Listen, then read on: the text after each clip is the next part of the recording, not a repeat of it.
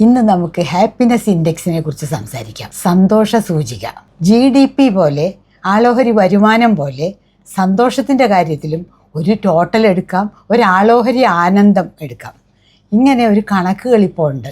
ഇതിൻ്റെ തുടക്കക്കാരൻ ഭൂട്ടാനിലെ രാജാവാണ്. അദ്ദേഹമാണ് ആദ്യം ഇങ്ങനെ ഹാപ്പിനെസ് ഇൻഡെക്സ് ഉണ്ടാക്കാം, അത് വളരെ പ്രധാനമാണ് എന്ന് പറഞ്ഞത്. അതിനുശേഷം UN ഏജൻസികൾ ഹാപ്പിനെസ് ഇൻഡെക്സ് കണക്കാക്കാൻ തുടങ്ങി.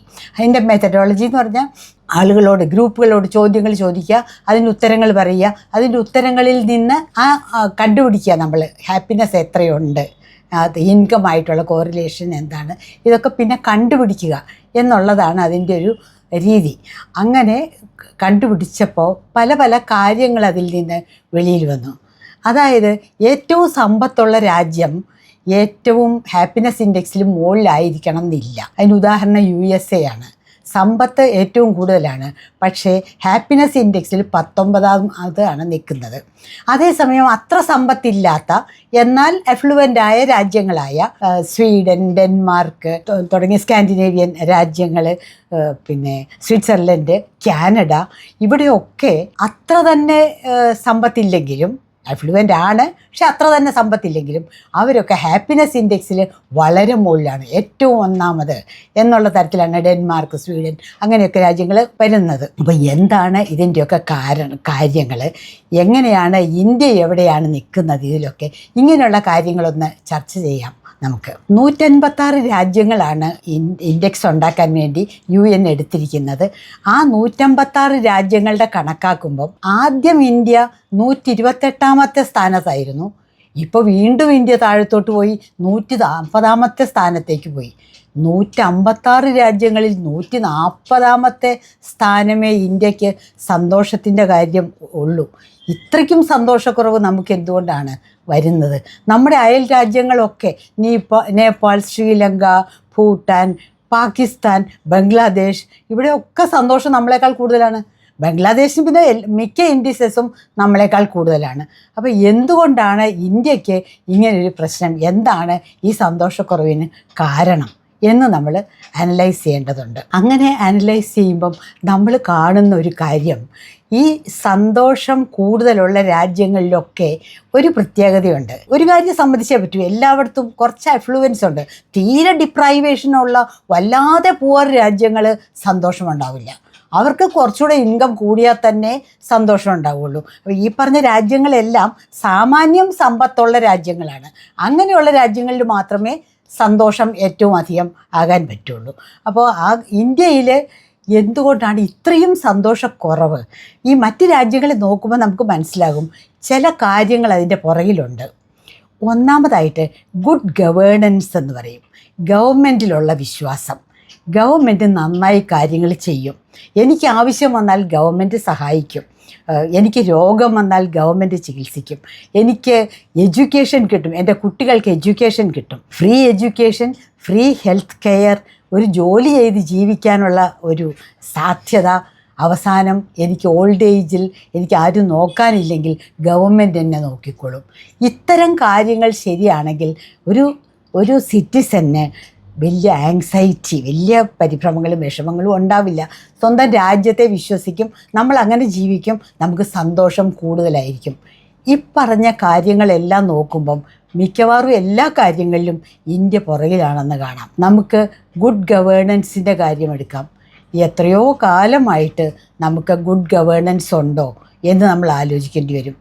മൊത്തം ഇന്ത്യയിലെടുത്താലും നമ്മുടെ സ്റ്റേറ്റിലെടുത്താലും ഗുഡ് ഗവേണൻസ് എന്ന് പറയുന്നത് കുറവാണ്. അതായത് എല്ലാവർക്കും കഴിയുന്നിടത്തോളം പേർക്ക് ജോലി കൊടുക്കുക, എല്ലാവർക്കും മെഡിക്കൽ ഹെൽപ്പ് എത്തിക്കുക, അതൊക്കെ അതിൻ്റെ എക്സാമ്പിളുകൾ വളരെ ചുരുക്കം ചില സന്ദർഭത്തിൽ നമ്മൾ കാണുന്നുണ്ട്.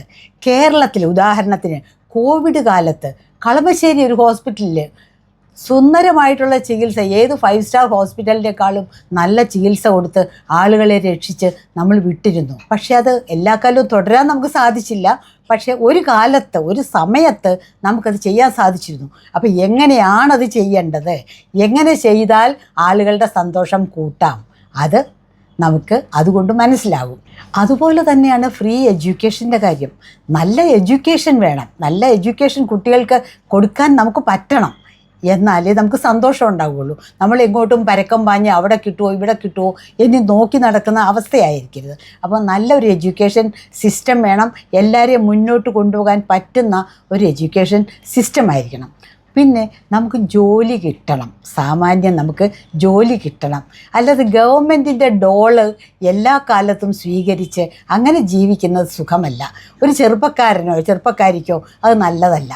ഒരു വയസ്സായ ആൾക്ക് ഈ ജീവിതകാലം അവസാനിക്കാൻ പോകുന്നു, നമുക്ക് ആ ഹെൽപ്പ് സ്വീകരിച്ച് നമ്മുടെ അന്ത്യനാളുകൾ കഴിച്ചു കൂട്ടാം. പക്ഷെ ഒരു ചെറുപ്പക്കാരനോ ചെറുപ്പക്കാരിക്കോ സ്വന്തം അന്തസ്സിൻ്റെയും അഭിമാനത്തിൻ്റെയും പ്രശ്നമായി മാറും. ഇങ്ങനെ ഓരോ ഡോൾ ഔട്ട് കിട്ടുന്നത് അതും കഴിച്ച് അതും മേടിച്ച് അങ്ങനെ വീട് വെച്ച് അങ്ങനെ കുട്ടികളെ പഠിപ്പിച്ച് എനിക്കൊന്നുമില്ല എന്നെ സഹായിക്കൂ എന്ന് നിലവിളിച്ച് അങ്ങനെ കഴിഞ്ഞുകൂടുന്നത് ഒരു സിറ്റിസൻ്റെ ആത്മാഭിമാനം ഇല്ലാതാക്കുന്ന കാര്യമാണ്. സന്തോഷം തീർച്ചയായും കുറയും. അങ്ങനെയുള്ളൊരു സ്ഥലത്ത് സന്തോഷമുണ്ടാകാൻ പറ്റില്ല. അപ്പോൾ സന്തോഷക്കുറവ് അതുകൊണ്ടും ഉണ്ടാവാം, എഡ്യൂക്കേഷൻ്റെ കുറവ്. അതേപോലെ ജോലി കിട്ടുന്നത് അതിനകത്ത് ഒരുപാട് കറപ്ഷൻ വല്ലാതെ കൂടിയാൽ നമുക്ക് വിഷമമാണ്. ബാക്കിയുള്ളവർക്ക് ജോലി കിട്ടിക്കോട്ടെ, അതിന് ശേഷം മതി എനിക്ക്, പക്ഷേ എൻ്റെ ഊഴം വരും എന്നെനിക്കൊരു ഉറപ്പ് വേണം. പക്ഷെ അല്ലാതെ ബാക്കി എല്ലാവർക്കും കിട്ടുന്നു, എനിക്ക് അതേ ക്വാളിഫിക്കേഷനുണ്ട്, പക്ഷെ ഞാൻ മാത്രം മാറ്റി നിർത്തപ്പെടുന്നു. എന്നെപ്പറ്റി പറയാൻ ആരുമില്ല, എനിക്ക് ചോദിക്കാൻ ആരുമില്ല, എനിക്ക് പാർട്ടി ബന്ധങ്ങളില്ല, എനിക്ക് ഹൈ ഉദ്യോഗസ്ഥന്മാരുടെ അടുക്കാൻ കണക്ഷനില്ല, അതുകൊണ്ട് ഞാൻ പിന്തള്ളപ്പെടുന്നു എന്ന് വരുമ്പം വല്ലാത്ത സന്തോഷക്കുറവ് നമുക്ക് അനുഭവപ്പെടും. അങ്ങനെയും നമുക്ക് സന്തോഷക്കുറവുണ്ടാകുന്നു. ഇങ്ങനെ എല്ലാ കാര്യങ്ങളും എടുക്കുമ്പം വല്ലാത്ത സന്തോഷക്കുറവ് തുടർച്ചയായിട്ട് നമ്മൾ അനുഭവിക്കുന്നു. ഇതിൻ്റെ ഒക്കെ മേലാണ് നല്ല ജനാധിപത്യ വ്യവസ്ഥ ഇല്ലെങ്കിൽ നമുക്ക് സന്തോഷക്കുറവാണ്. നല്ല ജനാധിപത്യ വ്യവസ്ഥയില്ല എന്ന് പറഞ്ഞാൽ നമ്മൾ എന്തെങ്കിലും ചെയ്യുന്നത് വല്ലാതെ വ്യാഖ്യാനിച്ച് അർദ്ധരാത്രി വെളുപ്പാങ്കാലത്ത് പോലീസുകാരൻ വന്ന് കതകിൽ മുട്ടി നമ്മളെ വിളിച്ചുകൊണ്ട് പോകുന്ന ഒരു അവസ്ഥ, അത് എല്ലാവരെയും പേടിപ്പെടുത്തുന്ന അവസ്ഥയാണ്. നമ്മൾ ചെയ്തിട്ടുണ്ടോ ചെയ്തിട്ടില്ലയോ, നമ്മൾ ഏത് ഭാഗത്താണ് നിൽക്കുന്നത് എന്നുള്ളതനുസരിച്ചാണ് നമുക്ക് ഈ പറഞ്ഞ പ്രശ്നങ്ങൾ വരുന്നത്. അത് നമുക്ക് വല്ലാത്ത കുഴപ്പം ചെയ്യും. ഭയം സാരമില്ല. രാഹുൽ ഗാന്ധി നമ്മളോട് പറഞ്ഞു ഡരോ മത്, പേടിക്കരുത് എന്ന് പറഞ്ഞു. പക്ഷേ സാധാരണക്കാരന് പേടിയുണ്ട്, നമ്മൾ പേടിക്കും, നമുക്ക് പേടിയാണ്. പേടി കൊണ്ട് നമ്മൾ ഈ പക്ഷത്തു നിന്ന് മറ്റേ പക്ഷത്തേക്ക് മാറാം. നമുക്ക് പേടി വളരെ സ്ട്രോങ് ആയ ഒരു വികാരമാണ് പേടി.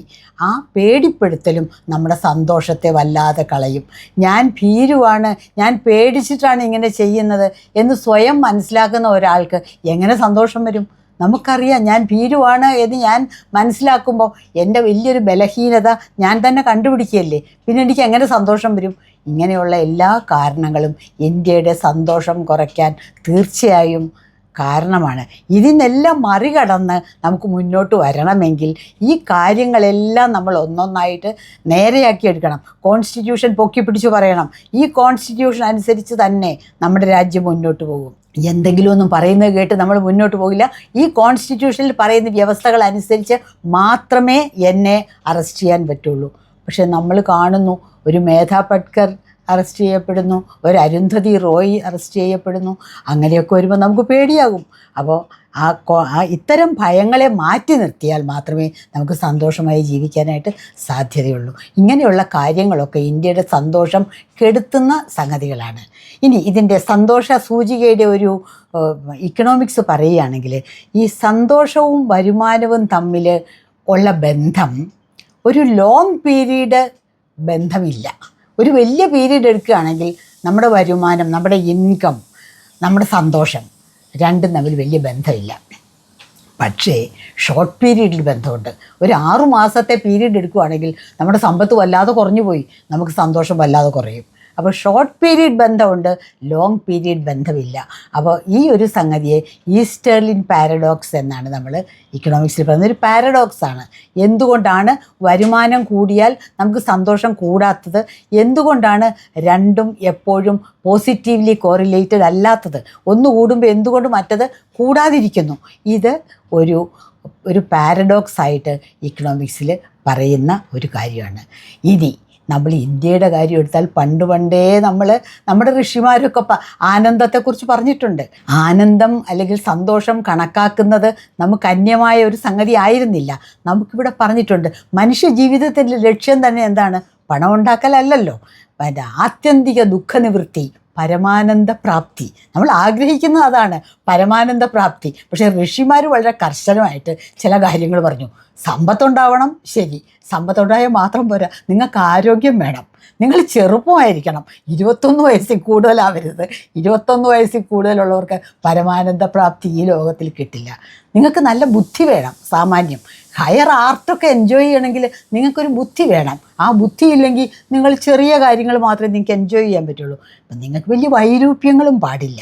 ഇത്രയുമൊക്കെ ഉള്ള കാര്യങ്ങൾ അടിസ്ഥാനമായിട്ടുണ്ടെങ്കിൽ നിങ്ങൾക്ക് പരമാനന്ദ പ്രാപ്തി ഒരു ലെവൽ വരെ നമുക്കിവിടെ സാധിക്കും.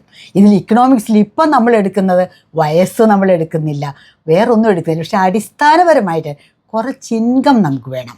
തീരെ ഇൻകം കുറവാണ്, ഒരുപാട് ഡിപ്രൈവേഷൻ സഹിച്ചുകൊണ്ടിരിക്കുകയാണെങ്കിൽ നമുക്ക് സന്തോഷം ഉണ്ടാവില്ല.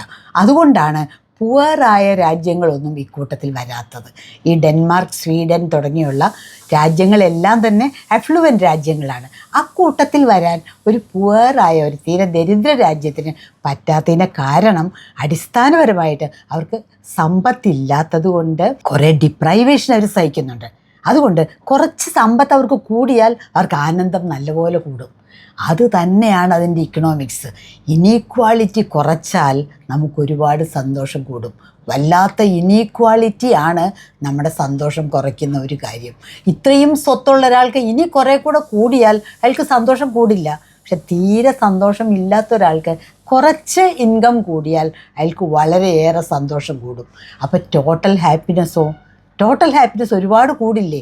ഒരുപാട് അംബാനി അദാനിമാരുണ്ടാവുന്നതിന് പകരം കുറേയേറെ പാവങ്ങളുടെ കടം എഴുതി തള്ളുകയും അവർക്കൊക്കെ കുറച്ചുകൂടെ ഇൻകം കിട്ടുന്ന ജോലികൾ ഉണ്ടാവുകയും ചെയ്താൽ മൊത്തം ഇന്ത്യയുടെ സന്തോഷം കൂടില്ലേ? അത്തരം സന്തോഷം കൂടുന്ന ഒരു നാളെ ആണ് നമുക്ക് ആവശ്യം.